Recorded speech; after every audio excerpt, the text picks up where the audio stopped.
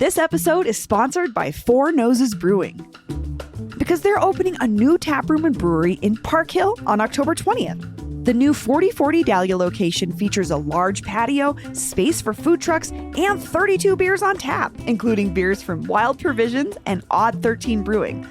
I hope they have their pumpkin beer on tap because I know that's our girl Peyton Garcia's fave. Four Noses was founded in Broomfield 9 years ago, so this state-of-the-art brewhouse will let them grow and innovate for years to come. Get more details on the grand opening on October 20th at fournosesbrewing.com. That's number 4nosesbrewing.com. Today on CityCast Denver, our politicians have been talking a pretty big game when it comes to environmental justice, but now the climate activists say they just opened up a big fat loophole for some of our state's biggest polluters. So what gives? We've got one of our favorite reporters back on the show to break down the big climate story of the week, plus bald eagles, labor victories, and John Caldara's poop. Today is Friday, September 29th.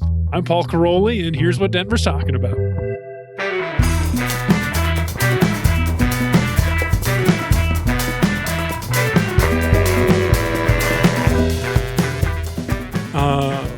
Welcome back to CityCast Denver, the show about the city that will pay you to visit Chicago, New York City, and even Orlando. That's taxpayer money to go to Disney World, Bree. What? But you just have to get yourself elected to the school board. Oh, ooh. Did you see that scandal this week? No, but it sounds fishy. Sounds like the school board, though, right? It does. The school board, we regret to inform you, the school board is at it again. Yeah, this case was the Denver Post reporting that president of the board, Xochitl Gaitan, she pointed out that some of her colleagues, who she's disagreed with quite a lot in the past, have been going over the norm, the cap for like how much you go to conferences and other parts of the... Man, I wish I was in the conference racket. You want to make a bunch of money? Just start a conference for something. That's a good idea. We should do that maybe. It's Friday. We're here. We might have to cut that out. That's a good idea. Yeah. Don't steal my terrible idea. We wouldn't call it a conference, though. We'd call it... The conference of conferences? And then you use all the conference jargon, like your plenary session. But it's just like live music. Oh, I love a good plenary session. Yeah. I remember going to my first conference in urban planning, and it was like your plenary session. And I was like, I am just going to go along with whatever this is and act like I know what I'm talking about. Where's the coffee and Danishes? I'm just here for the really nice lunch. Sorry, Paul. No, it's a nice dream. Maybe it'll be real.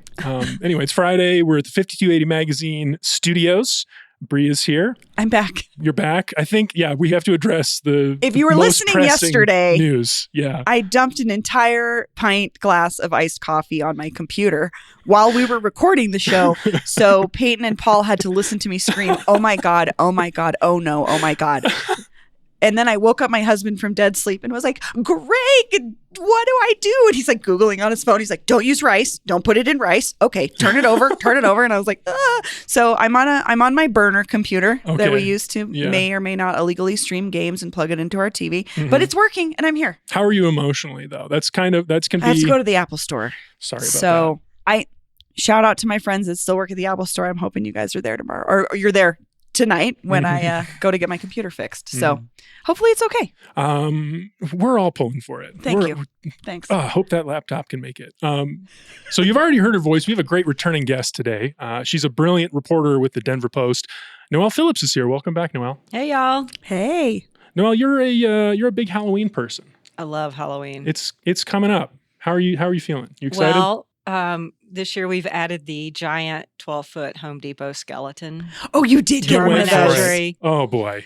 And so my credit card rewards, I've been like, when I get enough I need to spend, I get a Home Depot gift card. How close are you? Are you there? I got there. You did it. And then I set an alert from Home Depot for when he went on sale because they're limited.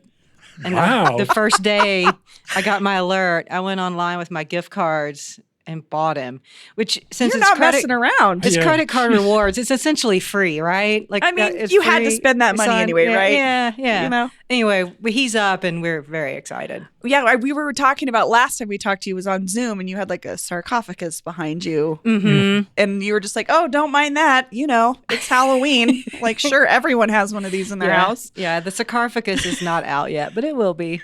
Noelle, I have to ask you. This is the end of our week-long look at fall getaways, a celebration of fall getaways. As a Halloween person, do you have a favorite fall getaway? A thing you do, a place you Like go. We apple like to picking hit or- the haunted houses around town. So Nice. 13th floor, Terror in the Corn, all the classics. Yeah, get chased through cornfields and scream, and Oh my it's gosh. big fun. I don't know. I Yeah, admire you you're- all for doing no. that. Can't do it. Happy for you. Can't do it. Before we get to our top story today, really good one. We launched a membership program. Oh, yeah, we Yeah, did. We should talk about it. It's a very exciting new thing we're doing. That's really now the best way for you all who listen to this show every day and know how much hard work goes into it can support us. We are 4 full-time working journalists, and when you join our membership program for as little as $8 a month, you help us stay in business. You help us You help make this thing exist. Make this show. We make this show 5 days a week, and we love doing it. And the fact that you can support us means so much more because we really think of ourselves as a community, an asset, and something that we hope that you utilize as a place to get information about the city. And I don't know, I just love doing it. And I know we have great listeners The and best. great readers already. And so many of you have already signed up, which is incredible. But if you haven't already, you can go to membership.citycast.fm today and sign up and support this work. Bria, I got a question for you. Sure. What's the local business that's gone away that you most Oh, miss? geez, Paul, get in line. I know there's probably a list, but what's one of them? I mean, immediately what comes to mind is Racine's. Racine's was my restaurant. It was my family's restaurant. I had my high school graduation party there in the 90s. I've had political meetings there. I've had band meetings there. I've had family. It was such a special place to me. And I was heartbroken when they closed. And then, because, pandemic, they had already sold the building. It's long Hey, it gone. happens. It happens. I was actually happy for them. They got to retire. Lee Goodfriend and David Racine, I think, were the 2 that were left of this restaurant group. But I would do anything to have their nutty cheese salad again in one of their booths. Oh, so good. You would have loved it, Paul. I'm sure I would have. I'm Bananas, sad that nuts, it's not around. on a salad. Great. You see the connection I'm drawing here? If we are your Racines, We just connect these dots. if we Yeah, are the don't let us Racines to become your listening Racines. experience, donate or join our membership program today. We want to be around for many years to come. Yes. for sure. Membership.citycast.fm. Cool. All right. Our top story, real hot topic, kind of all summer, but honestly, it's like 100-year-old story. I was going to say. We're just living here in the twilight of the big Suncor refinery. It's falling apart. In Commerce City, that's where it is. If you've driven on I-70 lately, I talked to a friend this morning. They were like, I don't know what Suncor is. I was like, What? I feel like Suncor is like constantly occupying like 10% of my mind. But Noelle, maybe you have this problem too. We're journalists. We're like hyper focused on things Correct. that I think sometimes the general public is like, I don't know. Why are you guys so obsessed with There's this? a red and white striped smokestack over Yes. there, and a lot of people think that is Suncor, and they'll call and go, "Suncor's putting out a lot of smoke today," and that's an Excel natural gas electrical generation plant, and it puts out a lot of steam. And it does have emissions. Natural gas creates. But you're the annoying guy that's like, actually. You're right. I'm Let me tell you what that no, is. not the red and white one. That's not Suncor. But Suncor is this thing that is, I mean, it's in the midst of a community that's also been here just as long, if not longer.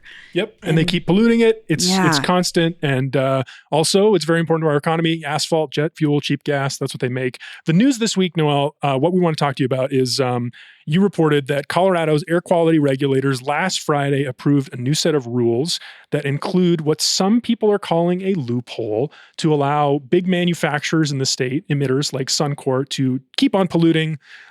Noelle, climate activists are upset about this. Why are they upset?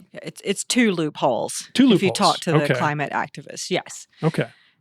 So this regulation affects the 18 largest manufacturers in Colorado. So Suncor, Molson Coors, Natural Soda, Leprino Foods, Cargill, microchip processors, and it requires them to reduce their greenhouse gas emissions by 20% by 2030 based on a 2015 baseline. So the regulators were like, you reported that the regulators were like, we should focus on these big manufacturers because that's the best way to cut emissions. Right. And then they had these rules that were like meant to get the manufacturers to the goals. Is that where we're at? Right, right. But then these loopholes, what are the loopholes, I guess? What are the cheat codes? Yeah. The proposed plan that now has passed, the one thing that is for certain is there will be a credit trading program or credit market for these 18 companies. Phillips Incorporated cuts her emissions. She can earn credits. And if Davies Incorporated has failed, Davies can buy my credits, and then Davies doesn't have to cut her emissions. So that was in the original proposal that CDPHE's Air Pollution Control Division wrote, sent to the Air Quality Control Commission, and they accepted that. That was already getting a lot of criticism from environmental activists and people who live in Commerce City, North Denver, Adams County, where the refinery is located. I'm just this feels like me paying you to cheat off your paper. Yeah, so that's loophole one. Whoa. Yeah, this cap and trade that they would say allows manufacturers to keep emitting. Do they just pay more? Yeah. Okay. Yeah, they don't like cap and trade. That's California. This is a credit. They don't call it that? No. Okay. No. I called it that in an interview and was corrected. It's credit. Okay. Credit market. Interesting. Yeah. Good to know. Yeah. So, loophole number 2. During the meeting, which started Wednesday afternoon and went until just before midnight Friday, the Chamber of Commerce and the manufacturers said, well, we would like to create a fund that if we're going to miss our targets, we can pay into. This fund then will help do things to cut greenhouse gas emissions in the state. And we want to be able to pay into this if we're missing out. The commission didn't approve it right away, but told CDPHE, go back, create this fund, and come back in September 2025 and tell us how it's going to work. And so all of the environmental activists and it's not just environmental activists who are against this. There's a coalition. They call themselves CC4C, and it's basically 42 local governments, like city and counties along the Front Range, that also oppose this. So it's not just, Earthworks and Earth Justice. It's like a lot of elected officials. Yeah. So there's a whole lot of people who are like, wait, no, they call it pay to pollute. Like these guys will just be allowed. That's like a perfect way to describe it. Mm-hmm, just be allowed to, like, you know what? We don't want to have to do this. And so we'll just contribute however much you're going to require into this fund. And then we don't have to improve technology at our plant or do other things to cut emissions. Oh my gosh. I feel for the environmental activists in particular who have just been working on this, some folks for decades and being like, why are we still having this conversation? Like paying your way out of changing, essentially. Yeah. And so on the business side of things, yeah, their argument was some of us have already cut greenhouse gas emissions and really have hit that baseline. Wait, who's they? Who's arguing this? Some of the polluters, yeah. Okay. Some of the corporations who are of the 18. Mm-hmm. And this is like so complicated and nuanced. I'll try to keep it clean for everybody. But the argument from the Chamber of Commerce and the businesses is this is going to be expensive. And we may get to a point where technology cannot help us cut greenhouse gas emissions even further. So we will either have to cut production to cut emissions, which means less work, fewer jobs, or we can move somewhere else where they don't have these rules, and then you're still going to breathe our greenhouse gas emissions because they don't have rules, and we'll still be putting it into the sky. Yeah. And so we might just leave Colorado. Yeah. Now, is Suncor going to build a new refinery somewhere else? There's this one company, Natural Soda, and I'm an idiot. When I first heard about them, I was like, oh, I must buy those at Natural Grocers. That's exactly what I'm Delicious. thinking. But no, it's baking soda. There's a baking soda mine. It's the only one in the United States. It's in Colorado. You mine baking soda? Yes. That's where my baking soda, I use it in Not my wash. all of it. You can make it like a chemical formula to Okay. create baking soda, but this you can actually mine. Whoa. But if it's the only one in the United States, are they're not going to gonna go move. anywhere? No, it's a mine. Yeah. So the 18 polluters, manufacturers, they're like, hey, by the way, we're the whole economy. Like, we're really big. We're really important. That's their pushback, basically. Yeah. And I had Colin Tom is a climate analyst in Boulder County, and she was like, the balance of power in that room between the environmental groups and local governments versus the 18 and all of their lawyers. Oh, She said it was just way out of balance. just to reiterate, this is Coors. This is Leprino Foods, the biggest mozzarella cheesemaker in the world. We're These talking are meat. mass Yeah. Cargill. These are, meat products. Gosh. Microchips. I mean, things we use every single day. Yep. Every time you get a pizza, you're probably getting Leprino Foods cheese on your pizza. Yep. I'm 60% Leprino Foods cheese, I think. I should probably send them a thank you card. We should talk about politics. So how do we change the balance of power would be politics, right? Like empowering our elected officials to do more to regulate harder. Well, Don't you here's think? a little quirk of this thing. So, the Air Pollution Control Division wrote the proposal of how we would get these 18 to cut their greenhouse gas emissions. There was, I think, 16 state senators and representatives who wrote the law that is forcing this to happen, who sent a letter to CDPHE and was like, yeah, we don't like this. You're not doing it right. You're not going to meet what we required in the law. So the lawmakers don't like it. And then that law also created this climate advisory group that advises CDPHE when they write these policies, to meet the demands of environmental justice and make sure the most impacted people are taken care of. Yeah. They came out against it. So you've got even people who've written the policies and the laws are we don't like this, and it got passed anyway. Yeah. Well, I don't know. I just feels like money. I think so too. It's a real money problem, It's and just where money. the money is, and who's getting that money. And the Colorado Energy Office supports this fund that will be created in September 2025. Well, that's a Polis appointee. Yeah. And so if they're supporting it, and Jared Polis and his administration support it. Yeah, and he's the interesting person here, I think, because as you've reported, back when Suncor had to shut down for a few months at the beginning of the year, the price of gas went up. And we don't know it's all because of Suncor going offline, but probably. Yeah. His whole campaign, his whole governorship has been about saving Coloradans money. Those few charges, those upcharges, it's inconceivable that he would make a decision to regulate harder on Suncor if it meant people had to pay more. That is just completely at odds to me. it's just. You see what I mean? I kind of do. I guess I'm thinking about too. He's a parent. Are you not thinking about the future for your children? You can be pro-business, I guess, but what business is to be had on a dead planet? Not to get that bleak, but that's the conversation. That's it kind of feels like where we're at. And I don't know. Noel, you've been following this for so long and reading every single piece that you've written about this. I just keep thinking what year is it? It feels like we're having the same conversations over and over and over again. This is bad for the environment. This is bad. People can't breathe in their own homes because they live within this vicinity of Suncor. And it's oops, Suncor accidentally violated some laws. Here's $700,000. Oops. And it's just how do we keep having that same conversation over and over again? It's mind-boggling to me. That's our question, though. How do we keep having that conversation? How do we do it? Yeah. All I can do is keep writing about it and hope people pay attention. And at some point, something will click.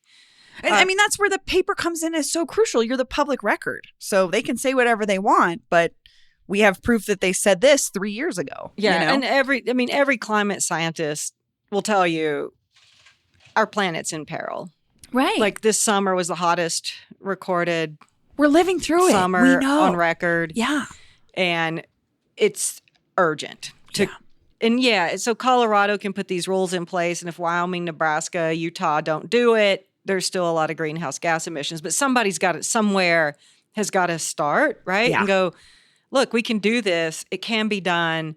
And we can still have vibrant commerce and trim our greenhouse gas emissions and smog and ozone pollution. I want to ask you a question, Noelle. Maybe this is a good place to end. Environmental justice. What's the path towards that? What does that look like? Well, I've been covering this since late 2020. And I will say that when I first started writing about it, the words environmental justice did not come out of the mouths of public officials or regulators very often. Now they're at least saying it. They're talking about it. So the next step is to act on it, make real change. So one of the stories I'm working on should run in Sunday's edition of the Denver Post is the settlement that was announced September 6th with the EPA. Mm-hmm. And so Suncor will pay $160,000 civil penalty because they put too much benzene in gasoline. And so this dirty gas was sold at gas stations, mostly in Adams County. And the gas is made in Adams County. So $160,000 civil penalty, and then $600,000 will go to the Mow Down Pollution Program, which provides vouchers and grants for electric or battery-powered lawn and garden equipment. So now everybody in Caldara City and North Denver who can qualify for these vouchers are like, wait a minute. So they dump all these fumes in the air that I breathe that cause asthma problems and nosebleeds and all these health issues. And I get a coupon for an electric lawnmower. I mean, that's Colorado right now. That's also, so you want me to fill out a bunch of paperwork to jump through all these hoops to get my quote unquote free electric? It's like kind of offensive to me. It's not free. The Regional Air Quality Council, who will administer the program, and now granted, they're called the RAC. The RAC was not in on the negotiations. They're just called and said, hey, we're going to have this deal. Do you want the money and can you distribute it? And they're like, sure, because we already have the Mow Down Pollution Program. So, and I guess not to undermine that program. That's fine. Yeah. I think what they do is great, but it's not. To me, it's like it's a disconnection from the reality of what benzene in the air does versus having an electric lawnmower. Right. And if you get like a $100 voucher for an electric lawnmower, I looked on Home Depot's website and it looked like the cheapest one, like a battery powered one, was $399. So if your family budget is already tight, and you don't need a new lawnmower, are you going to take the $100 coupon and then take another $300 out of your household budget to buy a lawnmower because you can? No. I mean, I'm thinking about in the list of things that a family might need in this moment, I could see that being very low on the priority list. Yeah. And then the other piece of this is the grant program to buy electric lawn and garden equipment for county governments, school boards, city halls, parks and recs departments. That's a big chunk of this money too. Governments in the Front Range who aren't Adams County or North Denver will be able to qualify. So some politicians in Adams County, Commerce City are like, wait a minute, we choke on the fumes, but Weld County can buy new lawnmowers for their parks department, even though they're further away from it. So everybody is just really insulted by this whole situation. I asked one activist, like, are you disappointed? Like, disappointed is too nice of a word. I'm angry. And so people are like really incensed over this. Well, if you're angry out there listening to this, if you've read any of Noelle's reporting, you've had a feeling about it, I want to hear about that. I want to know if you would rather be paying $1 more per gallon for gas than living with Suncor. So call in the Suncor hotline, 720-500-5418. We want to hear from you. Again, that number is 720-500-5418. But right now, we're going to go to a quick break, and we're going to be back with Rocky Mountain highs and lows. This episode is sponsored by Ambient Colorado. Ambient Colorado is a new podcast showcasing the sounds of Colorado's great outdoors. So if you want to escape to the wilderness, just put on a pair of headphones. It's a new series of half-hour episodes made by and for nature lovers. Recent episodes feature thunder showers in Rocky Mountain National Park and birdsong on the Pawnee grasslands. It also celebrates the ecosystem right under most of our noses with sounds of the great Colorado backyard. There's minimal narration, so it's great for anyone looking for a relaxing listen or something to fall asleep to. And it's recorded in high fidelity, so close your eyes. It feels like you're there. Ambient Colorado is available wherever you listen to podcasts or at ambientcolorado.com. That's ambientcolorado.com. ABC Friday. It just takes one great idea to change your life. Shark Tank returns for its 15th season. I didn't know I was going to cry right now. With new guest sharks, Jason Blum of Blumhouse, Michael Rubin of Fanatics, and Candace Nelson of Sprinkles Cupcakes. I'm going to make you an offer. On a scale of 1 to 10. I've never seen anything like this on Shark Tank. This season is a 15. I totally believe in you. Shark Tank premieres Friday on ABC and stream on Hulu. All right, and we're back. We're going to do our favorite way to end the week. Rocky Mountain highs. And lows. And Below lows. sea level lows. That was fun. Highs and lows. Wins and fails, Wins a.k.a. and wins and fails. fails. Who wants to do the first fail? First fail. Noelle? I get to go? Do you want to? Yeah. Sure, go ahead. Yeah. So my fail, and it's a continuous fail in Denver. This weekend, Lauren Pennington for the Denver Post reported 4 pedestrian fatalities in a matter of maybe less than 48 hours. And we're on track to break another record with people who are killed trying to walk around our city. And it just doesn't need to happen. A few accidents are going to happen, sure, but my goodness, this is just... But the fact that it keeps getting worse, Yeah. more people are Yeah. dying of something I think transit advocates would say is almost 100% preventable. Yeah, it should know? be. If drivers pay attention, slow down. On my way into the office to do this podcast with y'all, a light turned green for me coming down Larimer, and a pedestrian started across the crosswalk anyway. So, was he not supposed to do that? Yeah. But whose responsibility is it to watch out for it? Me, because I'm in a large vehicle and this dude's on foot. And Right. I just couldn't live with myself if I was Yeah, it's fiddling on my phone or drunk or going way too fast and plowed over a person, even if they did break no. that's the disconnection I think I hear from drivers is well, they should be paying attention. And I'm that you're a person outside of your car, right? You inherently have the upper hand when you're driving the machine, whether that person is jaywalking or whatever, it's still on you. I mean, and again, like you said, they're not 100%. Accidents will happen, but I think at the rate that they're happening and the fact that we're supposedly in this Vision Zero plan that's supposed to cut down on them and they actually keep getting worse, Yeah, I think it it's says a awful. lot about our city. Yeah, it's just awful. Yeah, I think it's about our city, but I think it might say even more about the state because I think a lot of those happen on, this is Colorado data, right? Denver. This is Denver? I believe it's the city of Denver.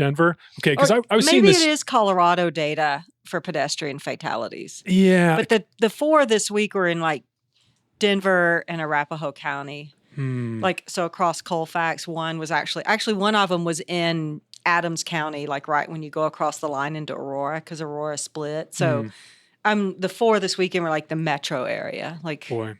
Yeah.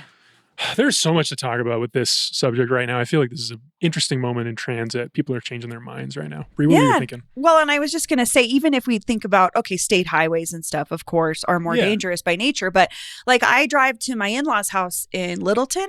I drive down Wadsworth. It's 8 lanes across. It's a highway through the quote unquote communities where I watch pedestrians trying to dodge people across 8 lanes of traffic. It's not just a highway problem. It's I don't know. You're right. We could talk about this forever and ever, but it's something we've got to do. Next week, the Streets Partnership is promoting this car-free week. I think we're going to talk about that more. So, I mean, let us know how you're feeling if you're going to do a car-free week. I'm thinking about it. Anyway, we got to move on. Bree, why don't you take the next film? Oh, well, You got a good one for us. John Caldara is at it again. He had a big week. He had a big week. He's the head of the Independence Institute, for whatever you want to make of that. Libertarian leaning. Do they call themselves a think tank? What's funny is Media I saw operation? various headlines about this. Some people called him a business owner. Some people called him a think tank leader. I would call him something else I can't say on this show. But he supposedly picked up human waste from in front of his business or his building and took it to the Capitol to let Mike Johnston and company know that he has had it with people defecating on the street. First of all, I was like, did he really pick up somebody else's poop and carry it like in his car? What a weirdo. Or is he lying and did he actually just defecate and bring his own poop? That's not the issue here. The issue is this is just, he just used this as a platform to scream about unhoused people, when in reality, there's a really simple solution to this, which is public restrooms. So if you're really incensed by people defecating on the street, maybe talk to your city council member about getting a public restroom put into your community somewhere. Because guess what? Not just unhoused people use them. Everybody uses them. Because I have yet to meet a human being that doesn't need to go to the bathroom. I wonder if the Independence Institute's bathrooms are available to the public. I would like to know that too. If people are going to the bathroom outside the Independence Institute, to use maybe they could use the one on the inside. Let them in to use the restroom, because again, they're human beings that have to use the restroom. He parlayed it into this whole argument against drug users who should be jailed instead. I mean, the usual blah blah blah instead of housed. And I just have to say, I've interviewed this gentleman one time for a story, and I'm pretty sure my editor was just trying to throw me to the wolves for a minute. And I won't say who that editor is because we all know this person. But he said something to me so disgustingly misogynistic about a sitting female legislator, that I would never talk to him again in person. It was the grossest, most inappropriate thing I've ever heard somebody say about a legislator when I was interviewing them about legislation. So to me, this just circles back to John Caldara being a horrendous boil on the face of what is Colorado. And I hope he stops playing with poop. And I'd love for him to get involved with the public restrooms initiative. Like, start pushing for that if you really hate it so much. Wow, that's a good one. That's a Rocky Mountain low. It is. It's at the bottom of the toilet. It sounds like Bree wouldn't be interested in talking to Mr. Caldara, but I would love to. I will never talk to him. No, he talks unspeakably terrible about women. So gosh. I'm good. Well, ongoing conversation. Sure. He is a person. I think people look to him. I think he has people that follow him. I think this is, I think that's just a part of the city to reckon with. Like, it might not be.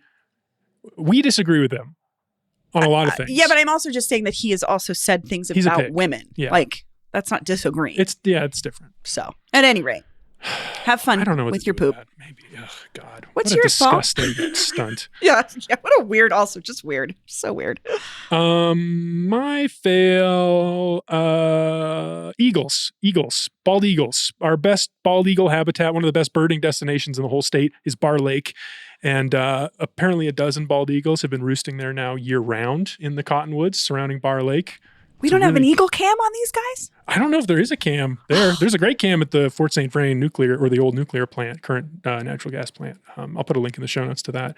But yeah, so anyway, the Denver Post reports this week that Farmers Reservoir and Irrigation Company is starting a 5-year project to increase the water storage capacity of Bar Lake, which apparently is actually a reservoir that is used for agricultural purposes.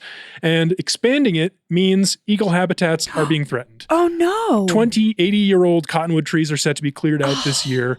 None of these particular trees hold eagle nests, but this is one of the best places for birders, for bird diversity in the state. And also, why are we ever cutting down mature trees? You cannot replace a mature tree. You can replace a tree, right, but you can't replace it with a mature tree. I mean, this is like the cottonwood is like the tree that has the most strong connection to us and this place is our history. It's my favorite kind of tree because I grew up on the Cherry Creek. It's the best. It's the best. That's unfortunate. Can we circle back to Suncor? Make the connection for us. What is it? Yeah, so same area. Suncor releases their discharge wastewater into Sand Creek, which flows into the Platte River, which ends up in Bar Lake. Oh boy! I mean, is used for agriculture. Why are we still pouring things into waterways? So anyway, the eagles are drinking that. Oh, fishing from it. Gosh, I don't know how their population has been growing. This fail sucks even worse than I thought it would. We're losing trees. We got polluted waterways. We got bald eagles in danger. Let's talk about some wins. Let's talk about some good stuff. Noelle, do you have one ready? Yes, I would like to say that there was a victory for labor in Denver. Yeah, hell yeah. On Friday, the Denver News Guild ratified a contract and brought the first raises to the Denver Post newsroom since 2016. 3% this year, 3% next year, for a total of 6% raise, and it's huge for us. That's awesome. We got money out of Alden Global Capital. Yeah, Bree and I both know, we feel this. We've been paying attention. For people who don't know what that means. They're not a hedge fund anymore. They're like a family-owned something. They kind of changed. But anyway, they're this big corporation that strips newspapers for parts to line the pockets of the two principals in the fund. And they own our newspapers in Southern California, the Bay Area, the Chicago Tribune. And so for the Denver News Guild to get this raise, it's probably, we hope, precedent setting for all the other union newspapers within the chain. And maybe for journalists at other outlets in Denver. When, you want to be competitive and hire the best journalists, you need competitive wages. And so with us bumping up our salaries, we hope that has ripple effects throughout journalism. We're pretty proud. And throughout the community, too. I mean, this is going to, more reporters means honestly, just a better city. Yeah. Well, for us, like for me, I put a lot of money in my 401k. And because of the cost of living going up, I was like, I'm going to have to scale back what I'm saving for retirement. Now with this raise, I don't have to do that. That's a really good win. We've been talking about labor. Great win. Gosh, for the last 2 years, so many stories around labor organizing of different types of industries, and all of them are important. And it's really cool to hear that. It's nice to hear a win. Yeah. Any newsrooms out there that want to unionize, give me a call. I'll help. Noelle knows what's up. Great win. Congratulations, Noelle. How about I'll go next? Go for it. You can end, Bree. Sure. So I didn't realize this, but I'm going to make this a whole climate-themed show. We talked about Suncor, talked about the Eagles. I talked to Joe Neguse, the congressman for Boulder, a couple of years ago, when he was really excited about this idea to make a climate corps, like the old civilian conservation corps. You remember this? I remember this, yeah. Where it was like, put young people to work, people who aren't finding work or maybe want to weigh into green tech or one of these emerging industries. Have the federal government pay them to just do public works projects to support the climate and the earth. So this week, President Joe Biden signed an executive order to do that. It is real now. It is now a federal program. So 20,000 young people are going to be going on to these, quote, career pathways in the growing fields of clean energy conservation and climate resilience. And I think that's a pretty big win for Congressman Neguse from Boulder. And for us, I think that's really incredible. My best friend works in workforce development for the state. And all of these industries need folks so bad. They are paying to train people to make new career pathways. And I think this is a nice sort of end to our climate conversation where we can say there's something good happening. Yeah. It is nice. And that there's jobs out there. That's the other thing. We can create jobs in ways that don't require us to kill the planet, Yeah. And who knows what this climate corps is going to do, but it's a new thing. We'll see. It's just an executive order. It's like kind of the one downside. So the next president could roll it back. Like this isn't congressionally funded and approved, but still. It exists. I think it's a win for Congressman Neguse. So that's cool. Bree? Mine is mostly for musicians out there. Cervantes announced this week that it's not taking merch fees from bands. So basically, when you go to buy a T-shirt from a band at a concert, a lot of times a percentage of that sale has to go back to the venue. And artists have been fighting this for a long time because it's like any other industry. It struggled tremendously during the pandemic. But even before that, the margins are really slim. And merchandise is where a lot of bands would make their money because they don't get a cut off the bar. A lot of times they don't get a cut from the door. They have an agreement and they get paid this much. So the merchandise fees were cutting into what little artists were getting in the first place. And Cervantes said, we're not going to do that anymore. Wow. And they're like a smaller-ish venue. They're independently owned. Mm-hmm.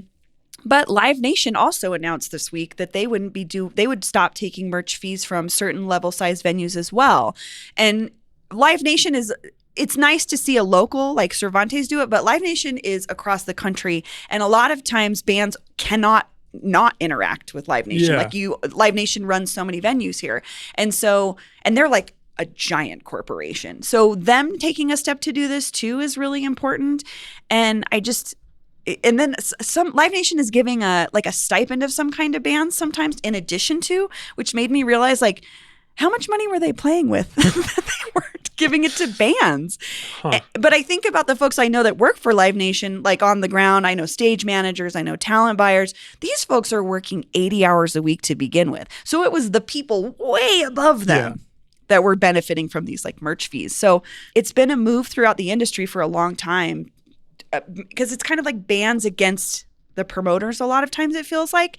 And this is just a little bit of a way to even the playing field. And I don't know, I have some friends that are in bands that like this is their livelihood, and that not the venue not taking 20% could make a huge difference to them in their quality of life. So you have to give up a cut of your T-shirt sales, but they don't give a cut up of their alcohol sales, No. and they're selling alcohol because you're there. Right. Yeah. Yeah. The balance of power they're the platform. They're the marketplace. I think they are providing some value to the transaction. Sure, but like where else, how much more do you need to take from the talent? I mean, that's the decision. I mean, I think what Cervantes is doing is saying, hey, talent, come to us. Like, we want to book bigger bands who Which want to I have love. a bigger cut. It's very, very talent friendly. It's like an interesting strategic move in this marketplace to distinguish themselves. And also they're still independently owned, which is So they very can do rare. this. Yeah. That's which so is rare interesting. and super cool. So yeah. So I hope my hope is that it becomes more standard across the industry, because I have so many friends that this is their livelihoods and their job. It's my husband's job, and this could make a huge difference. So good job, Cervantes, and I tip my hat to Live Nation, which I don't do often. So there you go. Yeah. There you go. And that's the show today. That's those are our Rocky Mountain wins and jeez Louise. Rocky Mountain highs and lows. I think that's it. I think it's officially that. Okay, call it Rocky Mountain highs and right? lows. Isn't that the best one we got?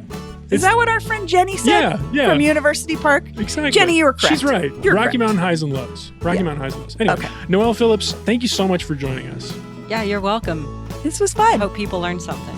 Oh yeah, and then check out your story in the Sunday Denver Post. You want to Correct. learn more about what's going on? You got it. Cool. All right. Thanks. See you next time.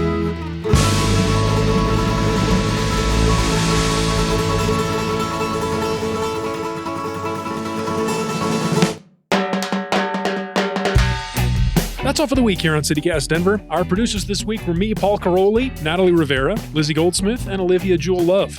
Peyton Garcia writes our morning newsletter, Hey Denver. Bree Davies is our host.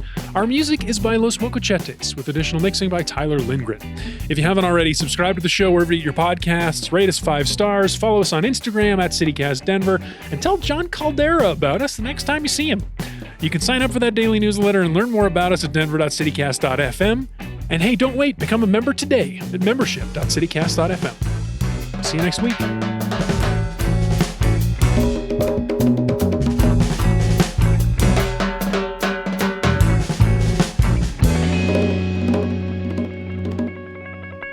Solved all my problems. Can I ride that mower to work? Can I park my mower out? There are electric charging stations. I don't know if they fit for lawnmowers. I should find out. If you're John Deere, It's a funny image. right into downtown. Oh, maybe we'll get a little electric riding mower. I do have a yard that's 6,000 square. Well, it's mostly dirt. So I like this stuff. We're going somewhere. The transit people complain, she's going to cut someone's leg off. Coming through. Watch out. Yeah, maybe. I'm riding my John Deere. It's possible. It happens.